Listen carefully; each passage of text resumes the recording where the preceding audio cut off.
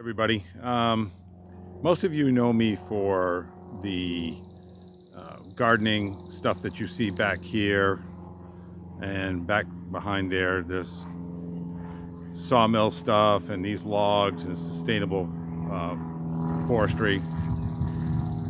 Uh, you may not know from the title of my channel, Albert Dow RN, but that's what I do for a living. I'm a registered nurse. I've been a registered nurse for going on 19 years. It'll be 19 years in August.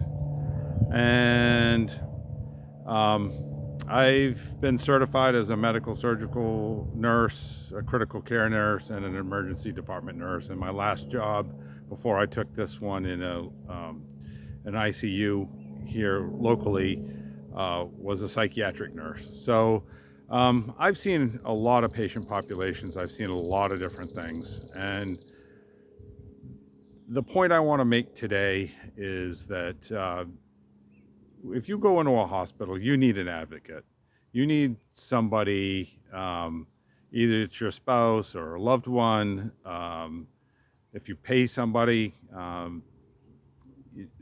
it's becoming exceedingly more uh, apparent to me with my experience and uh, what I've seen, that that's the truth. And presented with increasing weakness and uh, has cancer and was quite low blood pressure at home. They monitor because the person is actively in chemotherapy, and so they found that the person had a low blood count. So they transfused them. The person became acutely delirious. So if you don't know what delirium is, it's a condition that frequently happens in intensive care units. It also happens in regular units of hospitals, and it is associated with very poor outcomes long term. And so this was on a Saturday that the person was delirious. I took care of them on a Sunday. And so the on-call and gastroenterology had been consulted because they really couldn't find the source of the bleeding and why the blood count would be so low. So one of the first things you kind of try to rule out is gastrointestinal occult, which means hidden bleeding. And and plus the person had passed a something that appeared to be quite evident for blood in the stool. And as I said, this person was acutely delirious, and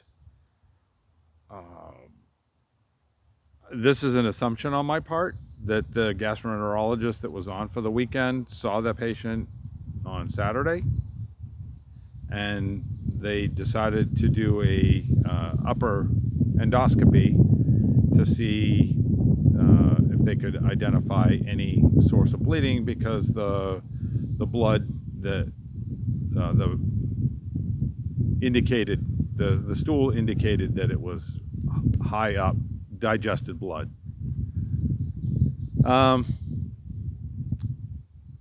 I took the patient down to the endoscopy suite.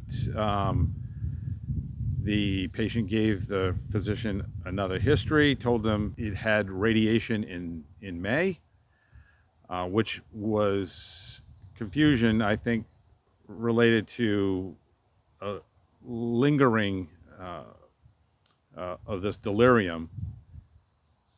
They found an ulcer right at the base of the esophagus, at the junction to the stomach, and they attributed it to the radiation.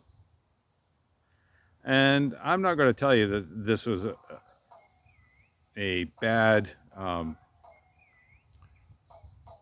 outcome, because it really kind of doesn't matter what was the source of why the patient had an ulcer.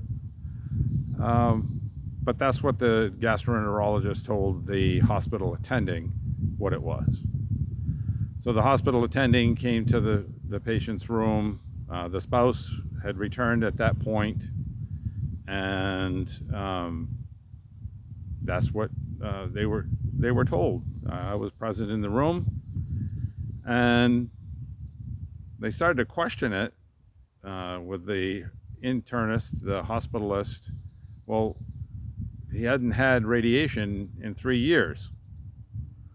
Well, the hospitalist said it could be, it, it, you know, it could have been chemotherapy then. Well, now when they're doing that, they should, frankly, actually tell the patient they don't know what the cause is, and the spouse. But that's the way it was. And then the gastroenterologist, because when he explained it to the patient after the procedure, had been anesthetized, so the patient, he called the spouse, and that's when the gastroenterologist found out that it wasn't a, a radiation associated. So this is how things get turned into, one thing gets turned into another. And I know there's probably going to be a doc that's going to troubleshoot me and tell me that the outcome doesn't matter, but this stuff happens in other ways. And I've seen it with family members, my own family members. I've seen it with patients that I've taken care of over the years. So question everything, make them understand that it doesn't make sense. If it doesn't make sense to you, make them explain it to you.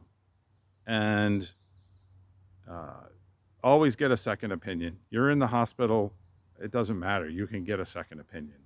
They don't like it, but that's your right. Okay? So